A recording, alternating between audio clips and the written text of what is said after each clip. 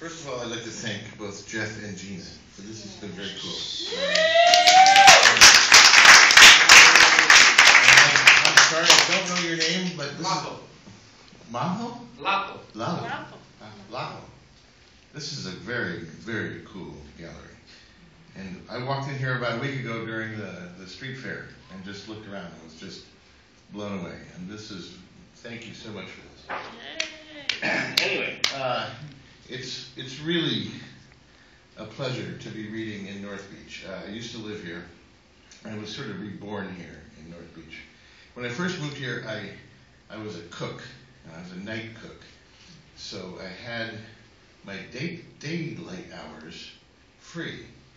And North Beach in the daylight is similar to North Beach at night, but the characters are different. Anyway, the first poem I have here, got a couple North Beach poems. This one's called Morning Noir. Marin headwinds whirl my sidewalk espresso, cigarettes and cron off the tile table. I work nights, so my day's free. I listen to fire escapes holler at tourists and parrots scream in the trees, time to play. Play means drink, and drink means the lost and found. These men have made a career here. 6 a.m. post time, brandy at the gate, shots and beer, coffee, and the day. Already in place, perched on stools half turned toward the front door, bone-thin Don Mori, sleeveless in sunglasses, stovepipe pants, sideburns stretch his sunburnt face. He sleeps nights in shrubs above the Broadway tunnel, bar rags for a pillow. It's a hospital zone, you see. No honking allowed. I get a good 4 or 5 hours before the cops come. Ice crunched his teeth, topping off the bins, talking to no one. Did you hear about the goose? Got popped kiting checks over to the Wells Fargo. Lucky he don't spend Christmas in Santa Rita. Hey, Rodsky, the iron worker, here for brunch. A chest as big as the City Hall dome. I laid the gold leaf on that puppy, son. And on weekends fit the joists on the New Bay Bridge. Now, how about a nice cocktail, DeLuca? Something to warm a working man in this delightful cesspool. They line up in sun spray by the window, members of this club. They cannot leave this plane. These ghosts in the woodwork. The trust fund feral dog, Bruce, with a degree in comparative literature, dumping bottles, proclaiming over the crash the perils of the Illuminati securing the New World Order. Or Bobby Diamond, failed boxer, failed playwright, failed stick-up man, with fists like spoiled chicken carcasses. You stand steady with the knife and I bear hug you like a lover. Wear gloves, there'll be no prints. Or Liam and Ray Lee mumbly pegging switchblades into the men's room door while Reno rests his feet in a back booth, gout claiming one toe at a time. The line stretches around the corner. Their faces sketched in burled patterns on these wood-paneled walls.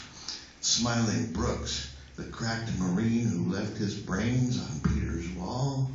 Bananas with his liver popping out of his pants, never leaving home without the beret and corduroy, or Pennywell, or Nitro, Elwood, or Rebel, Richard from Lucky Strike, all snuffed, all strung like a Chinese clothesline.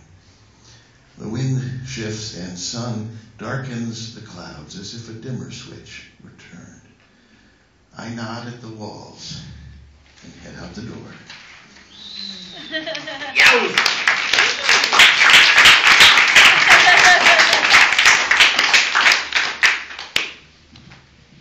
Winter birthday. coffee, home fries, the Sunday Times, meet the press. Let's get the dog out, get some air, get going.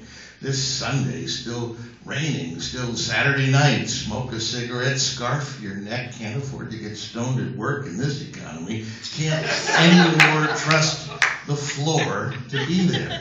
Where did I put the keys to my kingdom?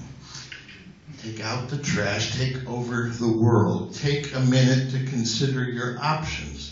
Flailing arms mock windmills, arc vertebrae, knock heads off shoulders onto wet sidewalks where chewing gum dots the map in birthday patterns.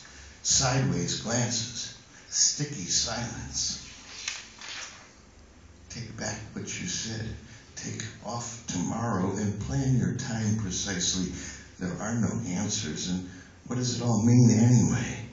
Trip on cracks and slip into sad shadow dances, stalled subways. Christ, it's dark already.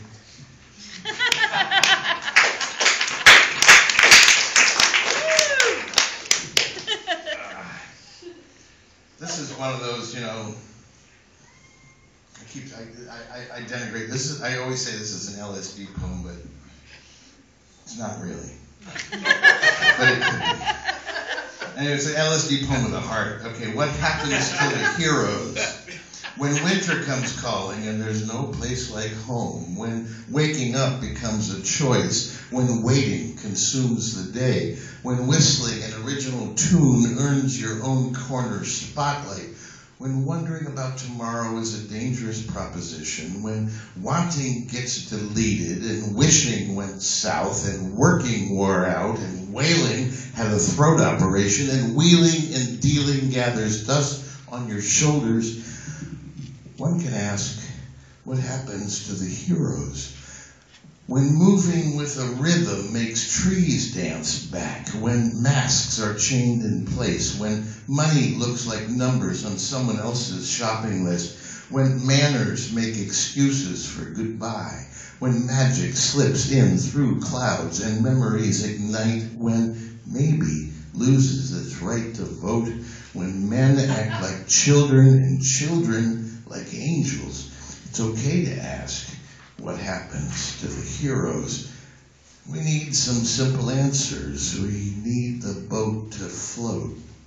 We need no newer cancers. We need a winter coat.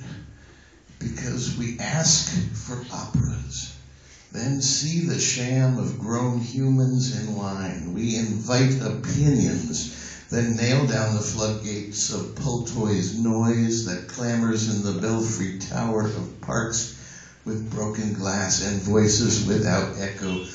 We'd like to charge admission while white-shirted waiters tap the halls of our lasting debris, collecting crumbs from the French-bred souls, wiping faces, tipping proper, too much, reading headlines through the box with cold coffee for lunch, leaking through the side door, dream in the rain, saving matchbooks for the million drop-dead minutes that form the perfect collage when glued to the sidewalk. When clarity gets caught between eyebrows, who thinks about the heroes? The collective click of the lock pushes evolution a notch higher. The heroes arc into tributaries. What happens to the heroes when the heroes are we? Okay, one more. I got a downer poem, but it ends.